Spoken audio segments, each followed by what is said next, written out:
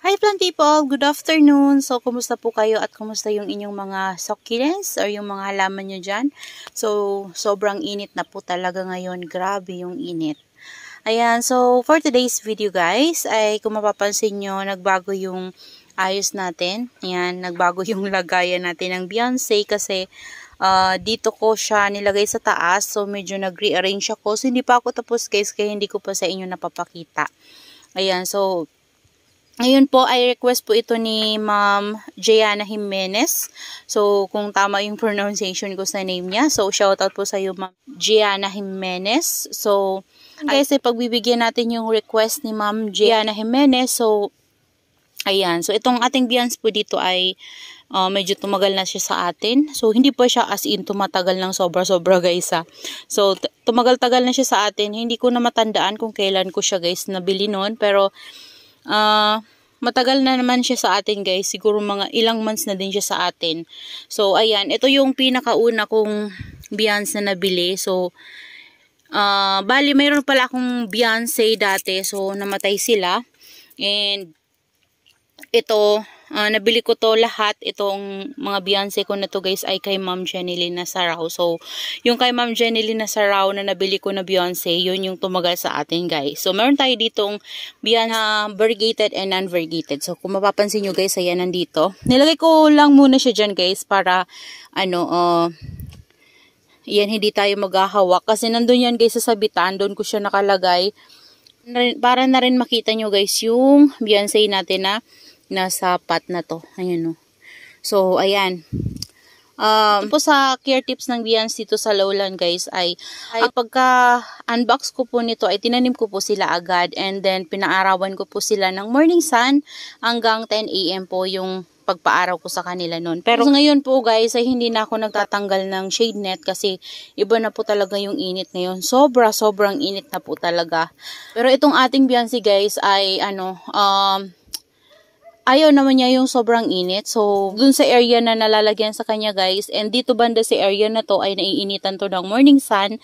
Tumatabla yung morning sun guys pag ganun. So, kahit na may net sila sa taas, dito naman sa side na to lumalabas yung init kapag morning, kaya naman natatamaan sila ng morning sun. So, kapag tanghali na yan guys, yan, tumakyat na yung init. So, na-shade na sila. So, ano na yung natatanggap nila na init? Filtered na yun guys. So, dito sa pag-aalaga ko ng na to guys, ng Beyonce na to ay naging successful na pagbuhay ko sa kanya guys. Ayan, kasi medyo maselan talaga itong ating Beyonce, lalo na guys kung dumating yung araw na banay ulan ng ulan, tapos init, ulan-init, ganyan. So, mabilis siya guys magkaroon ng fungus sa kanyang stem. Ayan. So, kung mapapansin nyo guys, yan yung ating Beyonce or Beyonce. Ayan. Ang ganda ng nito guys. So, iba-iba din guys yung karangkod ng ating Beyonce. So, merong ganito, malalaki yung bukol-bukol. Tapos, meron din naman na parang variegated lang. Tapos, nawawala yung bukol niya, ganyan. Or kaya, merong walang bukol-bukol. Pero, nandun yung variegation niya sa leaves. Tapos, dito naman, ganyan. Simple lang yung bukol niya. Ito lang talaga guys yung pinakamagandang bukol ng ating Beyonce. So, dito naman banda guys, ito, kakaiba naman tong Beyonce ko na to. Ayan o. Kasi yung, niya sa leaves, yung bukol niya sa leaves, kompleto. Bali, yung lahat ng leaves niya ay merong bukol. Tapos ngayon, dahil nga shaded na sila talaga ngayon guys, lumalabas na yung bagong growth niya na leaves. So, ayan. Ganyan yung kulay niya. Ayan, may ants pa. Marami kasi ditong ganyan na ants guys, yung yung malalaki na kulay kulay pula, nangangagat yan, masakit. So nandiyan sila guys sa katira sa sa mga Madrid de Cacao na poste ng aming bakod. Yan, diyan sila tumitira. So pinataga ko kasi guys yung mga dito sa kapatid ko, yung mga sanga ng Madrid de Cacao. So, ayan, kahit saan sila pumunta dito, gumagapang sila sa ng ating greenhouse. Ayan, sa sun exposure po, mas bet ni Beyonce or the Beyonce yung shaded. Ayan. Mas bet niya yung shaded. Hindi yung sobrang init guys, yung as in direct sun. Kasi kapag ganun guys, napapansin ko mabilis mag-dry yung leaves niya. Ayan, may mga ants talaga. Yan, mabilis kasi guys mag-dry yung leaves ng ating Beyonce. And then, kapag sa watering naman po, gusto niya yung kapag tuyo na siya, saka natin siya bibigyan ng water.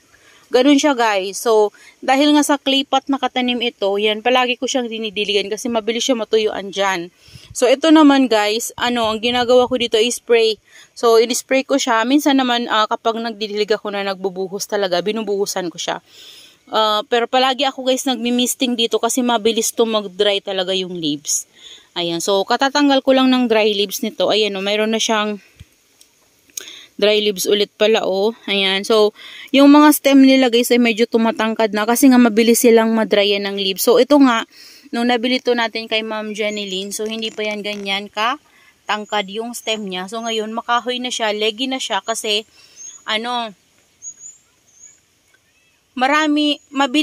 mabilis guys nag-dry yung kanyang leaves. Ayan, panay dry nung leaves niya nung una natin siyang maitanim. So, ngayon na naka-recover na siya, okay naman na siya guys. Ayan. Tumangkad nga lang siya. Mabilis siyang tumangkad kasi mabilis yung leaves niya nag-dry. Tapos, ayan, nag-revert na po yung ating Beyonce. So, parang bumabalik siya sa, normal na mukha niya guys, yung non-variegated. So, nandito yung ating non-variegated na Beyonce. So, parang, din pala siya guys, si Beyonce, parang din siya guys, si Heart Delight. Ayan, ganun yung itsura niya. Ayan, kung mapapansin nyo. So, siguro guys, si Beyonce ay galing din kay Heart Delight. Ayan, kasi kahawig na kahawig talaga niya guys, si Heart Delight. Ayan, so parang raindrops na Heart Delight yung itsura niya. Yan sila. So, yung hindi pa nakakakita ng non-variegated na Beyonce, ay ganito po yung itsura niya. So, ayan o, tingnan nyo guys. Ito, bumabalik yung itsura niya sa pagiging non-variegated. Ayan. Pero yung half niya is variegated. Yan o. Tapos yung half ay hindi. Ayan. So, ang ganda niya guys, diba? So, yun lang naman guys. Yung sunlight niya as must be, yung sunlight requirements niya ay mas bet niya talaga yung shaded area. Ayan. So, doon ko siya guys nabuhay dito sa lowland. Tapos, yung watering naman guys is didiligin natin siya kapag tuyo na talaga yung soil niya or yung potting mix niya. And then, sa potting mix naman po na dapat yung gamitin ay dapat po ay past draining. Pero wala pong special sa soil mix na gamit ko dito guys. So, yung gamit ko sa kanya ay same lang din ng ating mga succulents dito na rice hull.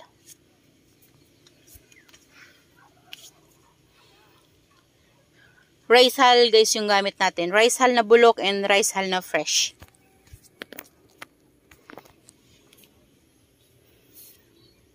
Rice hull na bulok at rice hull na fresh. Ayan. So, yun lang naman guys.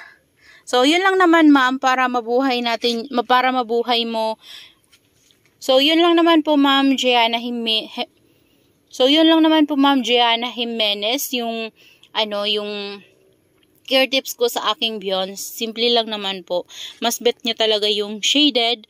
Yan. Morning sun, okay lang guys na mainitan sila ng direct sun kapag morning, pero kapag tanghali na talaga ay mas bet talaga nila yung shaded para hindi sila guys masobrahan sa init na natatanggap. So, kapag kasi sobra talaga yung init na natatanggap nila ay mabilis pong mag-dry yung leaves ng ating Beyonce. So, ayan siya guys. Super ganda po ng ating Beyonce. Kaya sana mabuhay nyo. Super ganda po ng ating Beyonce. Kaya sana mamabuhay mo na yung Beyonce sa iyo. So, yan lang naman po yung care tips na ginawa ko dito sa aking succulent. So, lahat naman sila guys ay ganyan yung ginagawa ko. After ko may unbox ay tinatanim ko. And then, pinapaarawan ko lang ng morning sun. And then, shaded na sila the rest of the day. So, that's all for today's video guys. Yan, I hope you enjoy watching. And see you on my next vlog. Happy gardening everyone. Bye-bye.